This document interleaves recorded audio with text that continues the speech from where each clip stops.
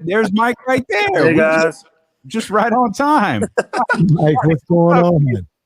This is a new way. This is the first time I was trying to make sure I got on right. Man, you good, baby? You ready to rock, man? You guys want it that way or this way? I don't know what that did, man. The way you had it before. There we go. There you go. All right. There you go. Last one, he had me doing it the other way. No, you said, man. What's going on? Not much. What's going on with you guys? Yo, we good. I guess so. When you Jordan for life. Yes, sir. Can't go any other way. Come on. How was it? When that take me back to when that initially happened? Like, how did those conversations start where you got with Jordan Brand, Team Dime? I know you've always had a relationship with Nike probably since Arizona. Because if I got it right, you debuted the Foamposites, not Penny, right? Our team, they gave it to our old team. So we were in the tournament, and back then everybody you wore your uniform colors, and there was no bright colors here, and your uniform is red and blue. So the Nike guy came to our school, and he's like, "Hey, why don't you guys take a look at this shoe? It isn't out yet." I said, "As long as it ain't out yet, I'm wearing it. I don't care. It can be green." So he said, "It's not your team colors, but you guys could wear it if you want." And as soon as he said it's not out, I said I'm in. So, a few of us wore them. I wore them, and I'm known for wearing that. Penny was pissed. I think when I was hurt, Penny was pissed. I would have been pissed too, but I mean that's the way it goes, though. So. See, that's what we just learned. Those ain't the pennies no more. Those are the bibbies. No. So I'm with Jordan. I'm with this guy. Oh, that's right. That'll get you in trouble. That's right. No doubt. You're trying to get in your pockets now. See. No, they take care. They always take care. They take care of me since I've been done playing. So. You still in AZ? Yeah, I'm in Arizona. Okay. What? Mike, that was a good football game in Berkeley on Saturday. Just chill. I didn't even see it. The good guys won and everything. It was a great game. I enjoyed it. Oh, I got to talk now because I can't say nothing during basketball season. Yeah, I know you guys been having a rough time. I've been seeing that. It's rough out there. It's been rough. Rough. It's poverty. It's the project. It's all bad for us in basketball. What happens? You go good, and then you get back bad, and you've got to wait for it to come back around again. I don't know how long that's going to take, though. We've been watching. I mean, Kings Media Day was yesterday. We watched Lakers Media Day, Nets Media Day, all that stuff. Like, you've been a part of, a dozen plus media days or whatever it is. Have you ever gone into one where it's like, yeah, this ain't it? Because everyone's like smiling and laughing and talking about the vibes. Like, have you ever gone to one like, yeah, this isn't it? I mean, that wasn't my main thing of going in and doing that.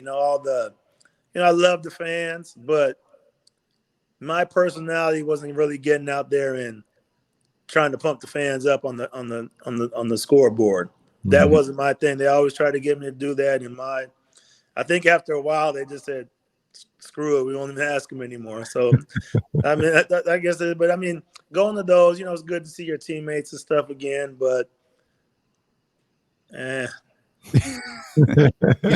wasn't my thing. Yeah. What do you really say on media day? I mean, it's you haven't played a game, you haven't practiced. It's almost kind of you're getting the same question probably 30 times. How was your summer? What are you expecting? That's that goes the whole year. I mean, you get these lines in your head, and you just learn to say them over and over again. Yeah. That's Mike's way of saying he's sick of us. I mean, it's just that I'm not sick of y'all. It's just that. The way I thought was like, I'm here to play basketball. We got an interview from me. I don't want to do no damn interview. I just want to play. So I mean, that's just who I was. I never really was a big talker after the game, before the game, or whatever. So I just love to play the game. Hey, Mike, I don't know if you're aware, but this offseason, in the last couple of months or so, the Kings YouTube channel has been playing these condensed versions of games from your area in the early 2000s with the Kings. And I've been watching them, and I'm like, like I was around, I saw it, but it's a friendly reminder that, Mike was a problem. I think back to when you got to Sacramento, And Jason Williams, that was my guy. I was 55. That was my guy. Did you feel pressure coming in here to kind of not only step into his shoes and be the point guard for this team, but exceed that to make people kind of forget that trade happened? Because that's what you did. People, we got 10 now, so it's good. I was kind of nervous coming in. I know he's a fan favorite. I know he was a team favorite as well. And, the main thing my agent told me to do was just, go in there. They're already a good team. You don't have to do nothing special. And I just went there and was myself. And, the thing that made it so easy for me was the way the team and the fans treated me. The way they treated me, it felt like I had played there my whole career, and it just made me easy to fit in. Everybody in the team was easygoing. Everybody, no one had an ego. Everybody knew Webb was the alpha dog on the team, and everybody followed into place. And there was never a time where if a guy didn't hit his number, he was different on the ride home or on the plane going back. And I think that's what made it so good. We didn't care who scored. We cared about winning, and it showed. But I mean, the fans and the team made me feel so comfortable. It's like even hard to talk about because you don't see that. Yeah. We got the go ahead we got the thumbs up to talk about this. It's going to be officially announced tomorrow. Can you tell us about this fan controlled hoops thing that you're a part of? Think of a real live NBA jam. Oh my. So they'll be playing on an LED court. The court lights up. The fans will control there'll be a highlighted player for a quarter. And so every shot he takes, it'll be like one more point worth than where he's shooting at. So, maybe a layup might be 3 points. A three-pointer might be 4 points. They even have 4-pointers. A 4-pointer might be 5 points. The lane might be lit up. So every dunk now for 2 minutes is going to be 3 points. So, I mean, it's just the corner threes might be lit up. Those might be 4 points. So, I mean, it's going to the concept is crazy. Like just the court is going to wait till you see the court. It's off the hook. It's crazy. That sounds dope. And I gotta ask, Mike, if are you gonna be out there? Because I only out asked there what? at the event? I'll be at the event. Yes. Look. Like I only asked because it wasn't that long ago. You was in the TBT. That was the first time I saw the TBT. That was like 10 years ago. That was like 5-6 years ago. I think that was like 10. Wasn't the Big Three more recent than the TBT? He did the Big Three. Big Three was in 2017. Okay, maybe that's what I was looking at too. But I remember because you and Jay Will was in the TBT, and then I remember when you hit like the first 4-pointer in the Big Three. I'm the 4-point leader still. Yeah, I played 2 years, but I mean like playing in that. I mean it was great. I appreciate Ice Cube and Jeff even get me into that process. I was one of the first 8 guys that they started with. I got to pick my co-captains. I got to pick my coach. I picked Iceman to be my coach, and just being out there and just seeing what it took to play at a high level. I played my 2 or 3 years. My third year, I was kind of in relaxed mode. But after that, I was like, I can't keep doing this stuff like this. I'm too old for this, man.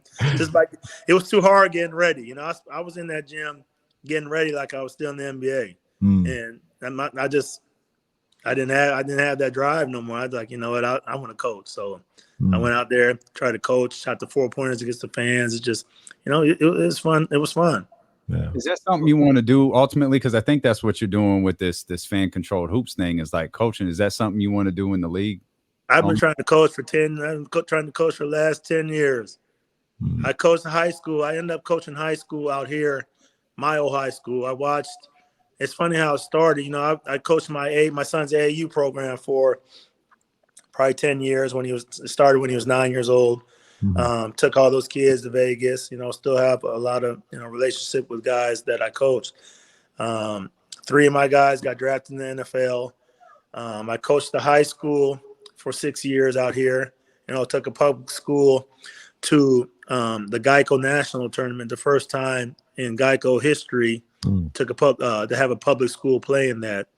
I've done some stints in summer league stuff, and Ty Ellis. I thank him too. He's like the really one of the only people besides Gregory Moore that's with this fan control that really gave me a chance to, try to help. I went out there, I flew myself out to the Sacramento G League team, put myself up in a room, and he let me sit in on the with the coaches, talk about film.